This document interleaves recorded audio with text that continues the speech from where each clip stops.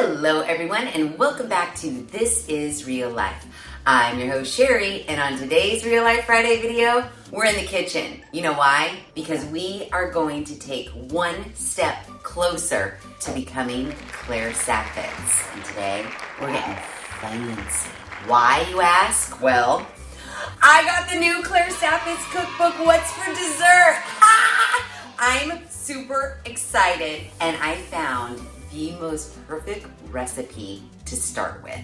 Claire says it's easy, so we'll see.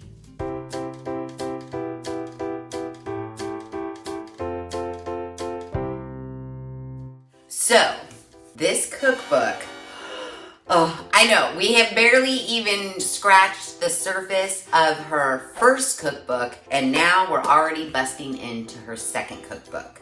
Now, this cookbook is very similar to the first, where she created the matrix to tell us what recipes take the least amount of time and the least difficulty to the recipes that take the most amount of time and the most difficulty. So, I selected a recipe that falls within the 2 section for easy. It's not very easy. I think we're past very easy. So we're going into the easy section, and guess what it is? Oh my God! Magnum. We are making molten chocolate lava cakes. Her recipe is titled Molten Chocolate Olive Oil Cakes. Let me tell you why. So, according to Claire, I'm gonna let you in on what feels like a very big secret. Molten chocolate cake, that stalwart of dessert menus from chain restaurants to fine dining establishments, is actually a 2-bowl dessert, only a half step up from brownies, that's ready in under 45 minutes. This is a fairly standard version except for one ingredient, olive oil. Compared to butter, olive oil makes the batter slightly more fluid, enhancing the molten effect, and the flavor pairs especially well with chocolate. Keep a close eye on the cakes during baking, since they can overcook quickly and lose their molten centers. Serve them immediately for the most dramatic presentation. Yeah, her recipe serves 8. The active time is 30 minutes and the total time is 40 minutes. Special equipment needed is 8 4-ounce fluted metal brioche molds or ramekins and a hand mixer. Now, I did have some ramekins, but mine were much larger than what she requested of 4 ounces. And mine weren't fluted. I couldn't find any fluted ones, but I did find this ginormous, it's called a giant muffin pan for $9.99. And I don't have a giant muffin tin. So I thought, okay, let's get it. And she does say in her hot little tips, you can bake these in a regular muffin pan. Baking the cakes in a standard 12-cup muffin pan will yield 9 slightly smaller cakes. So we have a giant muffin pan that holds 6, so we should be able to get however many out of this. All we have to do is get started. I feel like we should start the timer on the clock. What time is it? It's 4:27. Let's just call it 4:30 for easy memory. We have to prepare the mold. Use a pastry brush to liberally brush the bottoms and sides of 8 4-ounce fluted metal brioche molds or ramekins with room temperature butter. Then dust the interiors with flowers. Just go out and get some flowers. No flour. And shake to coat all over. Now, I have a little trick to this situation. Instead of getting melted or softened butter, what I do, I get butter flavored, this happens to be Crisco, Pam, whatever, a cooking spray. I have butter flavored. What I do is I spray these guys all over, then I do the whole flour situation. It just saves time, it saves melting butter, it saves washing a pastry brush with melted butter on it. I'm gonna sprinkle, and then we'll tap it all around, get all of the excess out. Tappa, tappa, tappa. Get all that flour all around the sides, everywhere. And then I'm gonna just dump this over my garbage can to tap out all the excess. So yay, I feel good about the flouring situation. Preheat the oven. Arrange an oven rack in the upper third of the oven and preheat to 450. Upper third, yeah, it's already there. Heat to 450. It's pretty high temperature, but I'm doing what Claire says. Next, we have to melt the chocolate mixture. Fill a medium saucepan with about 1 inch of water and bring to a simmer over medium heat. Then reduce the heat to maintain a gentle simmer. In a large heat-proof bowl, combine the olive oil, chocolate, set over the saucepan, taking care that the bottom of the bowl does not touch the water. This is called the double boiler. Stir the chocolate mixture occasionally with a heat-proof flexible spatula until it is melted and completely smooth. Okay, here's the situation with my chocolate situation. The recipe calls for 9 ounces of semi-sweet chocolate. She prefers 64 to 70% cacao chopped. Well, the chocolate that I had was milk chocolate, and I didn't feel like running to the grocery store. So I found these. They are dark chocolate espresso morsels. I did open it to taste one. It's just a hint of espresso. And so I figure these are gonna be fine, Claire. They're gonna be real fine. So this is what we're using because I didn't wanna run to the store. I'm sure it's gonna be fine. I have my medium saucepan.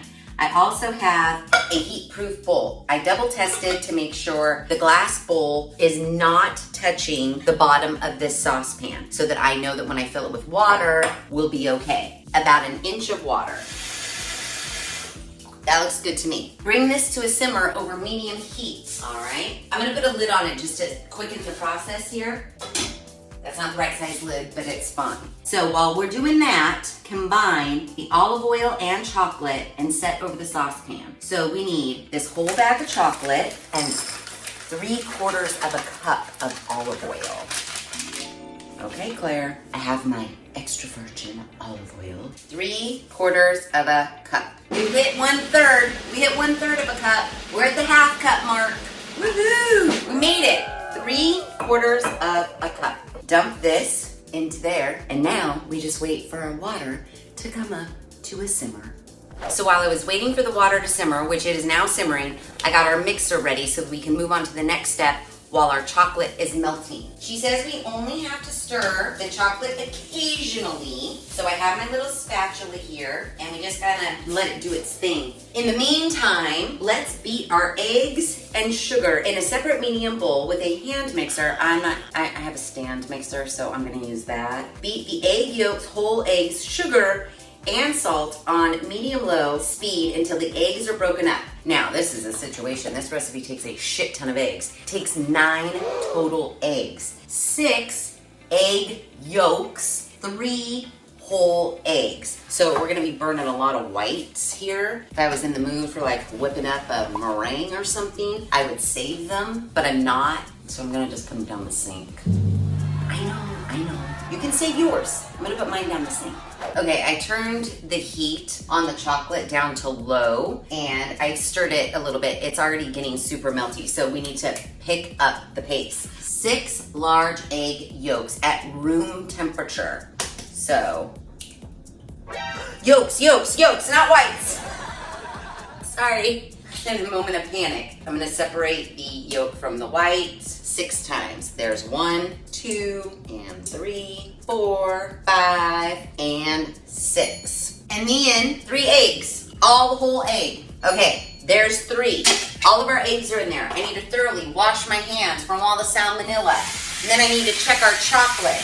Okay, so our chocolate is looking super smooth. There were just a few little tiny baby morsels that weren't completely melted, but I just turned off the heat completely and I'm just letting it sit over there while we get this part done. We've got our eggs. We need a 1/2 cup of sugar. Every time I do these, I feel like we're on a race against the clock because I am trying to see not only if this is a great recipe, if it is as easy as she claims, and does it take as long as she claims. I mean, just like skincare, you know, we can only go off of what it says. And Claire says it's easy and will take us 30 minutes of active time and 40 minutes total time. So if it doesn't, someone's gonna answer to that. That's all I'm saying. So 1/2 cup of sugar and boom, a teaspoon of the kosher salt that she likes. Perfect. Kosher salt. Okay. So first, boom, she says on medium low until the eggs are broken up, and then move it to medium for 2 minutes. All right, we're waiting for it to double in size and get light.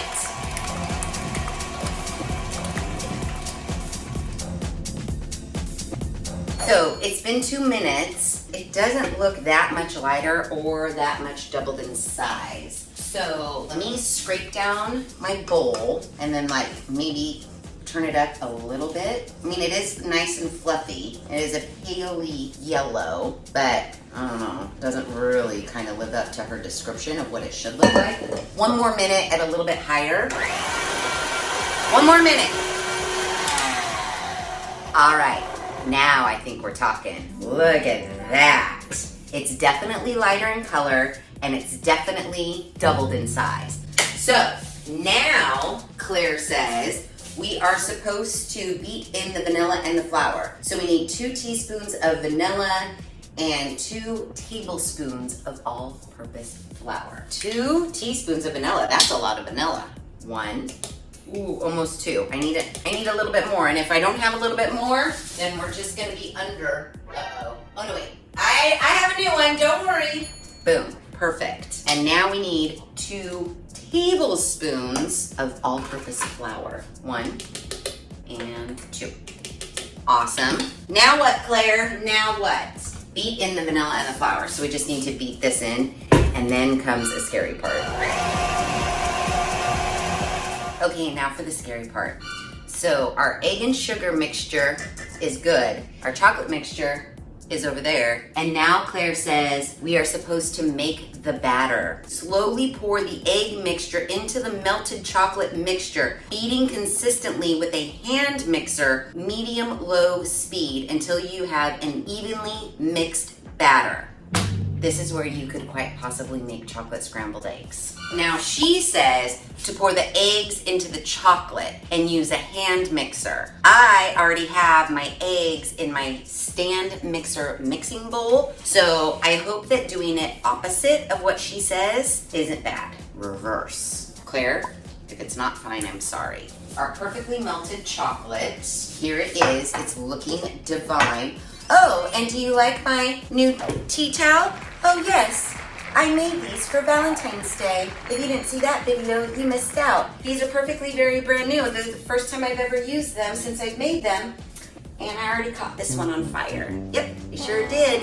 Nice fire hole right there. Oh, see? Oh well, I have another one.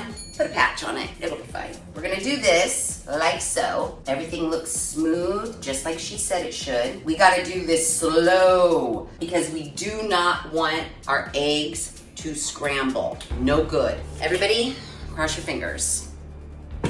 Medium low. All right, slowly. No chocolate scrambled eggs. Yep, everybody, we're just gonna sit here and do this. There's no way I can multitask. The camera is staying on during this entire process.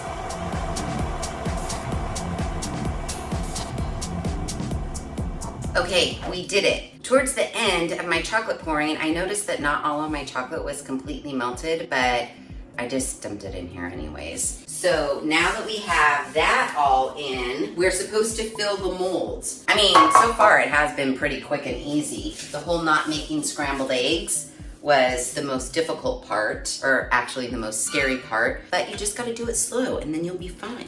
So I'm gonna scrape down my bowl, maybe hit it with the mixer one more time just to make sure everything is even. Part of me is hoping that all of these little bubbles aren't tiny scrambled eggs. I know, don't even think it. No, it looks perfectly fine. It's just air bubbles. It's just air bubbles, you guys. Divide the batter evenly among the prepared molds, nearly to the top. Place the molds on a large sheet pan, spaced evenly, and bake until the surfaces of the cake are puffed and dry to the touch, but still extremely soft when pressed. 6 to 8 minutes for metal molds, 7 to 9 minutes for ramekins. Remove the sheet pan from the oven immediately and set the cakes aside to rest for 30 minutes. Well, since I'm not using her individual molds and I technically don't know for sure if these are 4 ounce or 5 ounce. So I'm just gonna fill them nearly to the top and we'll just get as many as we can get. So pour that, she said nearly to the top. I don't know what nearly means, but we'll go like that. Trying to make them all even. We might be able to get 5. Okay, we have 5, and I got a little bit left in here that I'll just like plop a little extra onto each one of the 5. So now we bake. Now, Claire had a lot of rules for these. She says that we're supposed to bake them for 6 to 8 minutes, and then there's a lot of checking that needs to be done. I'm gonna set my timer for 7 minutes, and then we'll check them. Oh, come on, you little dudes. This would be amazing if you baked correctly. 7 minutes. And in 7 minutes, I'm gonna try to clean up my mess. Okay, the oven timer just went off. We're supposed to bake until the surfaces of the cake are puffed, matte, and just a touch of glossiness in the centers, and dry to the touch, but extremely soft when pressed in the center. Okay. We get it. Okay, they're definitely puffed. Oh my God, you guys, they look so good. Look at them. She says puffed.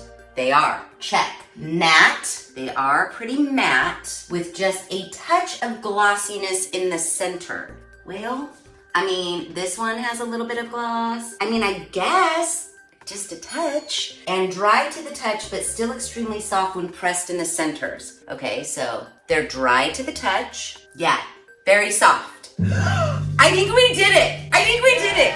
Okay, now we just have to leave them alone for 30 minutes. And then we get to unmold them and eat them. Did we just make molten chocolate lava cake? Did we just make that? We won't know for sure until we unmold them. Everybody cross your fingers. 30 minutes, we must wait. P.S. It is now 5:27, so it took us exactly 1 hour. I feel like I was active the entire time. So just so you know, the timer on the clock has stopped, and now we wait 30 minutes.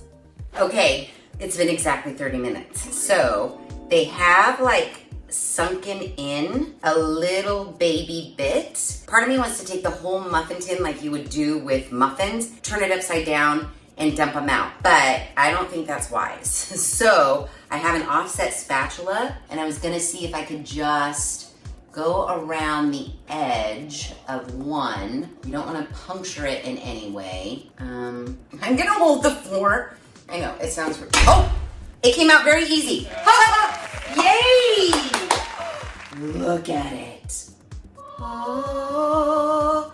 Now, if any of you have seen the movie Chef, you will know molten lava cake is not just undercooked chocolate cake. It's f***ing molten, see? It's f***ing molten, you asshole! We have to make sure that it does this. We need all of the goodness to ooze out. I don't have any vanilla ice cream. She says you can top it with vanilla ice cream. I have other ice cream, but I just want to taste it on its own. I've never made this before. Never, ever in my life have I ever attempted. So, get ready. So we're about to bust into it. On the count of 3, 1, 2, 3. Oh, look at that. We did it. Is that not the most impressive thing you have ever seen in your life? Holy shit. Let's taste it. Oh my God, please be good. It just seems like it's gonna be so rich and delicious, and that you probably will want some vanilla ice cream to cut the chocolate, but oh my God.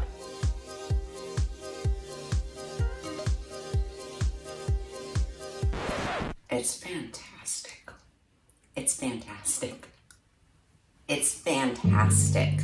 Holy shit, it is delicious. And so impressive. Can you imagine? It did not take that long. Let's go, let's review it. Oh, I lost my glasses. So, Claire said, difficulty level 2 easy. I agree with her. The hardest part was just making sure I didn't scramble the eggs, but we did it. And we even did it in reverse of how she suggested, and it still tastes great. Now she says the active time is 30 minutes and the total time is 40. Now, we worked from 4:30 to 5:30. That included the baking and everything. And it sat here for 30 minutes. So it did bake for 6. No, but baked for 7. Also, when it was baking, I was cleaning. But that bake time was only 7 minutes. So it's not like it was baking for 20 minutes and you could just go sit on your couch and watch TV for 20 minutes. So it takes me a little bit longer than it takes Claire. And it will probably take you a little bit longer than it takes Claire. But I think it's pretty fair to say that in about 45 minutes to an hour, you could have this dessert ready to go. And then knowing that it only takes 7 minutes to bake, I'm sure depending on your oven, and then it has to cool for 30 minutes, you could probably eat your dinner while it's cooling. And then when you're done with your dinner, you can have it. Or you could eat your dinner, throw it in the oven for 7 minutes, let it cool for 30, give your food time to digest, then bring this out with some vanilla ice cream on the top. I just think it's so impressive for something that is so easy and really doesn't take that much time at all. Shit, I spend longer baking cookies, really, if you ask me. This is divine. I love it. I'm so glad we made it, and I'm so glad we're becoming Claire. So yeah, I haven't eaten dinner yet. This might be my dinner. It is so good and so chocolate lava-y. And the espresso chocolate, it's good. Can't nobody tell me different. And the interesting part is I don't really taste the olive oil. It just makes the chocolate like so smooth and ooey gooey. And the cake that's like on the exterior of it, oh, ooh, it's heavenly. If you like chocolate, you're gonna love this. I tell you what.